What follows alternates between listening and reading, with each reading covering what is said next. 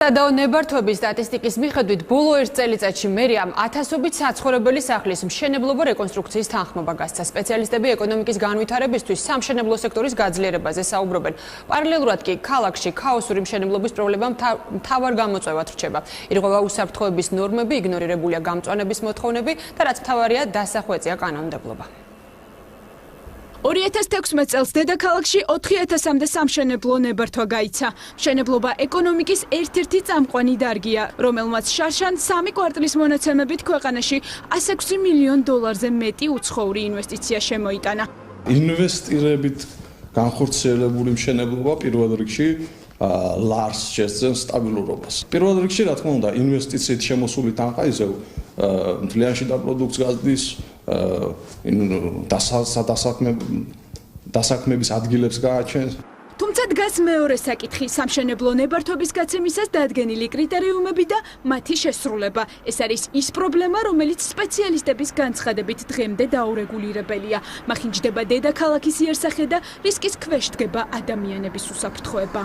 Коэффициентებს, რომელიც მერია გასცემს ყველა კრიტერიუმების დარღვევით. მარიკა სადარაშვილი ამბობს, რომ სამშენებლო პროცესში დარღვეულია ტექნიკური რეგლამენტი. არ ხდება K3 კოეფიციენტის დაცვა, რომელიც მშენებელს ტერიტორიის 10%-ის გამწვანებას ავალდებულებს. სპეციალისტების განცხადებით, სრულიად იგნორირებულია უსაფრთხოების ნორმები. იმისათვის რომ მოუმატონ ამ კოეფიციენტს, უნდა სრულდებოდეს 3 პირობა, რომელიც აუცილებელი ამისთვის. ანუ ეს უნდა იყოს რაღაცა ისეთი განსაკუთრებული მიზეზებით გამოწვეული.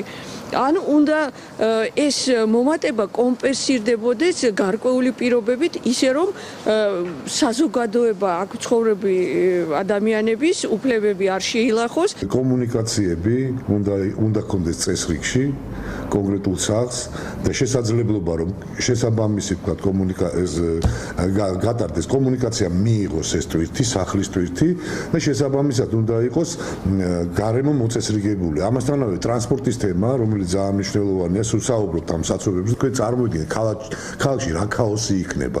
ეს დროთა განმავლობაში, აი 1 წლის განმავლობაში, 2 წლის განმავლობაში თბილისის გაუსაძლისი იქნება საცხოვრებლად. კრიტიკას არ ეთანხმებიან დედაქალაქის მთავრობაში, სადაც განმარტავენ, რომ ყველა პროექტს არქიტექტურის სამსახური საფუძვლიანად განიხილავს. გარკვეული კრიტერიუმების დაუკმაყოფილებლობის შემთხვევაში ისინი კომპანიებს მშენებლობის უფლებას არ მისცემენ.